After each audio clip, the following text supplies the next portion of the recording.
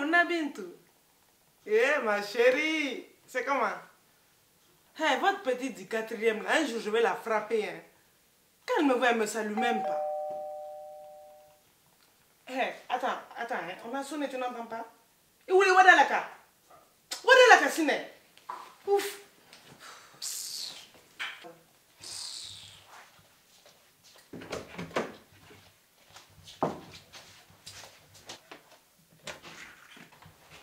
Ouais. Bonjour, Sophie Durand, huissier de justice. Est-ce que votre mère est là? Ouais, elle est là.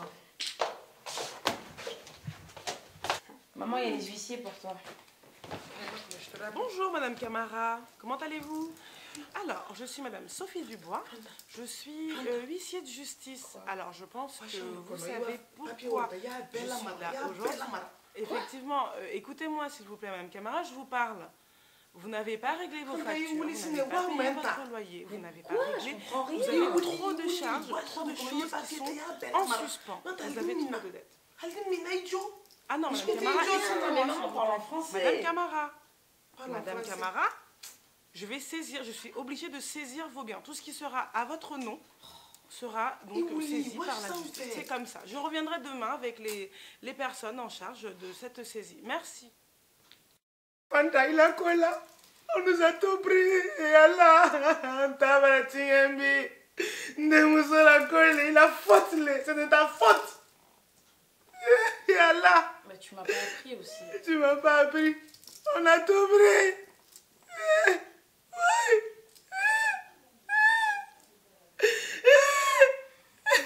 Faut que j'apprenne ma langue.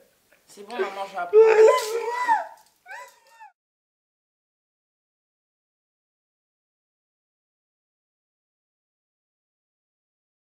Il y a aussi la manière intellectuelle de les interpréter. Oui, ça s'écrit. Ok, tu ne crois pas?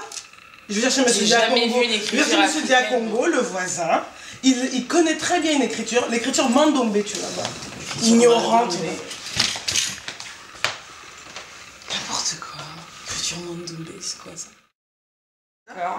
Ok. Donc, M. Diakongo, qu'est-ce que l'écriture Mandombe? Le Mandombe, c'est une écriture pour nous Africains, pour nous exprimer. C'est-à-dire les langues africaines, généralement avec les écritures étrangères, on a du mal à bien les transcrire. Donc, selon vous, il n'est pas approprié pour une langue africaine d'être écrite avec l'alphabet? Aujourd'hui, j'ai pris l'exemple tout à l'heure des mots. Le nom, c'est l'identité d'une personne. Quand je prends le cas, par exemple, en occidental, quand on écrit, il n'y a pas le son, il n'y a pas le son, il n'y a pas ba. En occidental, on dit gbagbo. Alors qu'en africain, on peut écrire convenablement le mot gbagbo, gbagbo. Aujourd'hui, avec la graphie africaine, si on dit par exemple, écrivez-moi Ndiaye. Eux, ils disent Ndjaye. Mais ils n'ont pas le Ndiaye. Mais aujourd'hui, avec la graphie africaine, on peut écrire, avec la technique d'écriture africaine, on peut écrire le ton approprié aux langues africaines. Mais moi, j'ai une question un peu précise. C'est comment est-ce qu'on peut apprendre une langue, une graphie? Donc, on oublie l'alphabet, ABCD, et on apprend des symboles, des choses toutes différentes les unes des autres. Vous savez, vous avez dit que vous n'avez pas le terme oublier. Non, on n'oublie pas.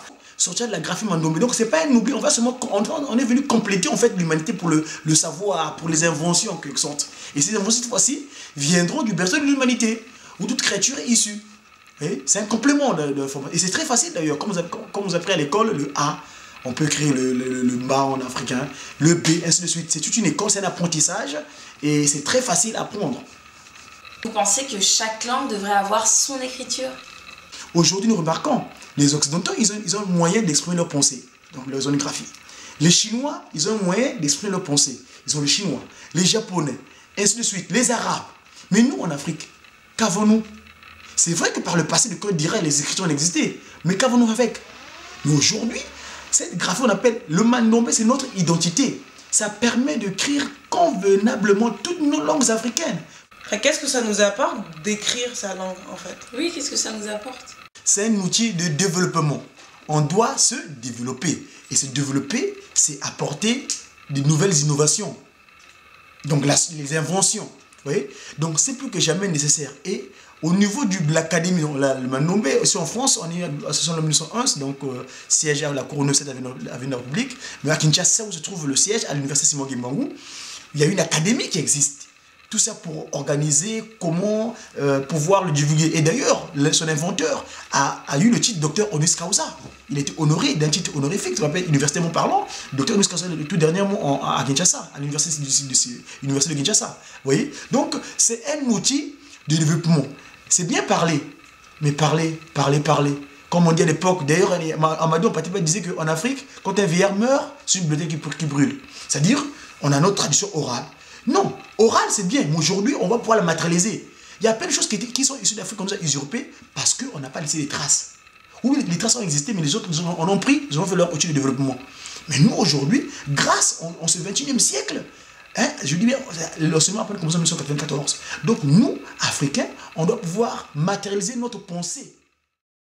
Aujourd'hui, il y a un problème dans les foyers. Un gros problème, c'est la barrière de la langue. Surtout qu'il est nécessaire de savoir parler sa langue, ne serait-ce que pour une bonne communication entre les parents et les enfants, d'autant plus qu'il y a des mots ou des termes qui ne s'expliquent pas d'une langue à une autre. C'est vrai. Et puis lorsqu'on entre dans une optique d'apprentissage, donc écrite et lue de la langue, comme avec M. Diakongo, c'est quelque chose qui est vraiment un plus, parce que ça vient rajouter toute une dimension pratique. Donc pourquoi pas. Et ne vous méprenez pas, contrairement aux idées reçues, les langues africaines s'écrivent. C'est clair. Moi j'ai une petite remarque, c'est les personnes qui qualifient les jeunes et les enfants de déracinés. Mais il faut voir aussi la dimension des parents qui préconisent et mettent en priorité la connaissance de langues occidentales, donc l'anglais, l'espagnol, l'allemand, etc. Alors que ces langues sont inhérentes à nos cadres de vie. Il faudrait qu'on concilie les deux au bout d'un moment. Oui, et outre ce problème, on peut les apprendre après. Et aujourd'hui, il y a un grand nombre d'instituts, d'organisations privées ou publiques où l'on peut apprendre ces langues. Et puis pour n'en citer qu'une, il y a la Maison de l'Afrique. Il y a des universités, comme elle a dit, des instituts. Aujourd'hui, il n'y a plus de barrières. Ce n'est plus difficile d'apprendre les langues. Allons-y. Et n'oubliez pas, dans l'Aïd, ils vous écoutent. Les filles de la populace, c'est la culture afropop de la masse. À bientôt.